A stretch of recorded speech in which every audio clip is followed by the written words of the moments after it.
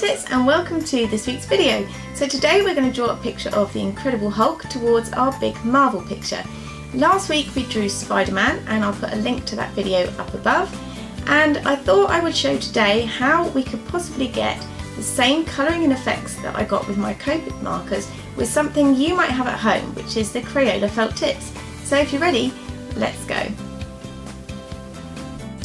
So before I began the colouring in process, I drew two Incredible Hulks, both the same, so that it would be easy to compare the two.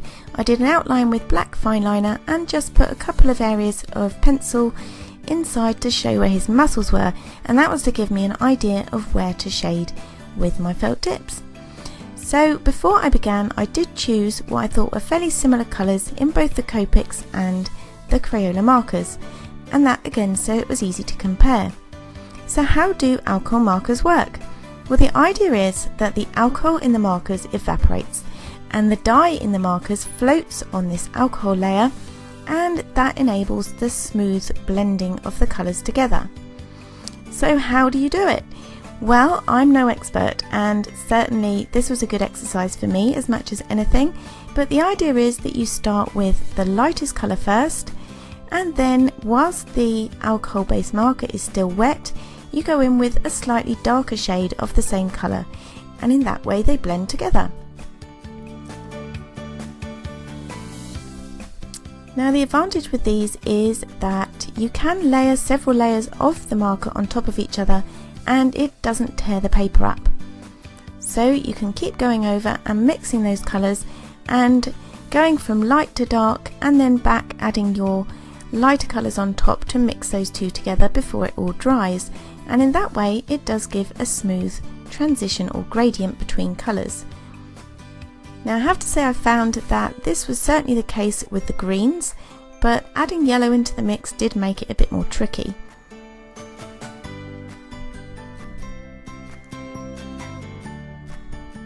But I did find that certainly with the greens, as I said, I got quite a smooth finish, and this is possible even if you don't want to blend with these markers, because you don't see the colouring in lines when you're just colouring in flat colours either. Another advantage to these Copic markers is the number of markers available and the number of different shades. So I think there's over 300 different shades of Copic markers, and you can get them with different price ranges as well. So the ones I've got are not the most expensive, and I did actually get these on eBay, so I didn't even pay full price for them either. The other advantage is that the colour once down is permanent, and also the good thing about these is that even though they're quite costly, you can buy refills. So they're initially more expensive, but you can get refills to go in them, which makes them a little bit less pricey in the long run. The other advantage with these is, as I say, they don't tear the paper, and that means that you can keep working the same colouring in without getting holes in your paper. So the main disadvantage, as I've hinted at there, is that they are pretty pricey, so they're quite expensive. Now a way around this would be either, like I did, is buy them on eBay or get them second hand from someone, or to try a different brand of alcohol based marker. So other brands might be the Winsor & Newton Pro markers, Spectrum Noir or Touch. And these are all alcohol based markers, but without such a pricey cost to them. So if it's something that you want to look into, it might be worth looking into cheaper brands of the same thing. The other disadvantage that I've got from where I live here in the UK is that Copic markers don't seem to be readily available in the shops. So we've got several sort of stationers and hobby craft type shops, but they don't carry Copic markers. So they do, however, have the Winsor & Newton brand where I go to Hobbycraft, and there's always the internet, so you could possibly look into getting them online if you wanted to try them out. Now, one of the other disadvantages with markers like these that isn't such a problem with regular felt tips is that they can bleed through the paper. So it's really important, if you are using these, to make sure that you have another protective sheet of paper underneath if you're using a pad of paper, or to separate your paper from the pad and put it onto something that doesn't matter if it bleeds through.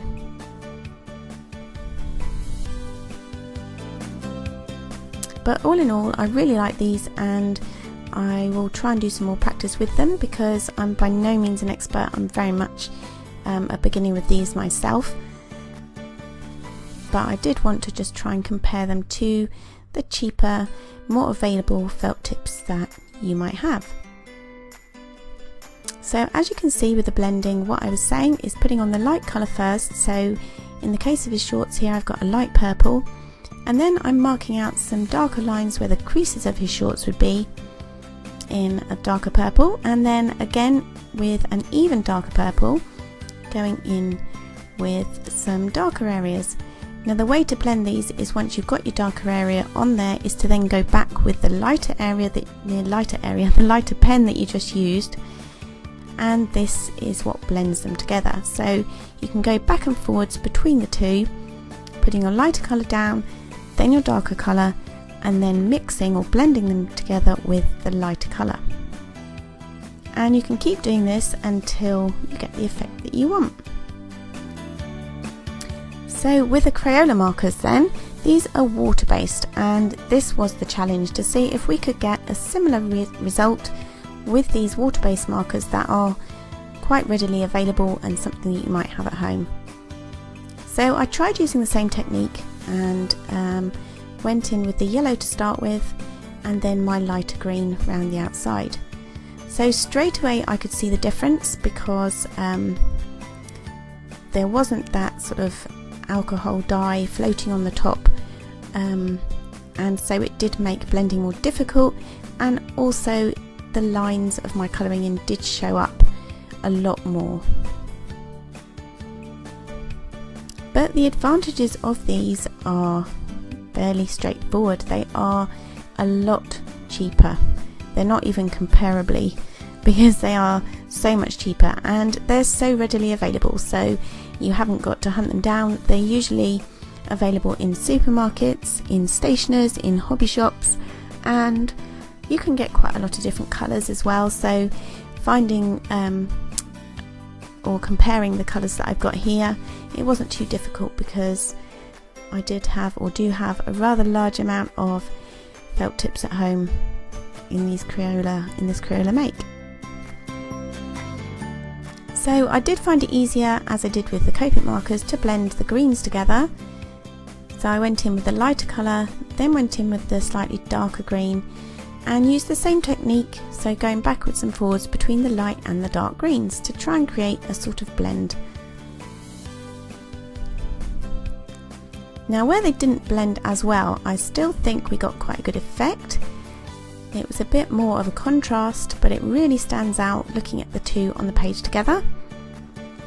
And the other advantage with the Crayola markers is that they don't bleed through in the same way as the Copic markers do. So they do a little bit if you're comparing them to colour pencils, so it's something to look out for if you're doing it on a colouring pad of paper, but not nearly as much as the Copic markers did.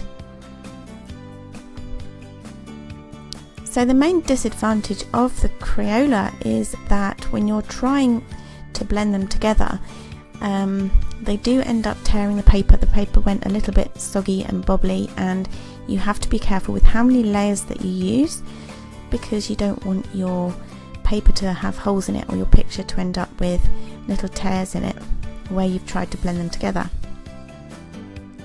So a way around this would be to use possibly thicker paper, or to use a really smooth paper. So there's a paper called Bristol board, which is a really nice smooth paper, which you could get a better effect with these cheaper markers. So did we succeed in our challenge? Yes, I think we did. And I would still say that the alcohol based markers do have the edge, but we still got a really nice bright effect with the Crayola markers too. Well, that's all for today, ArtCadets. I hope you've enjoyed colouring in the Incredible Hulk using our Crayola felt tips. If you have, then don't forget to give this video a thumbs up, like and subscribe to my channel, and join me next week where we'll be doing another character towards our big Marvel picture. See you then!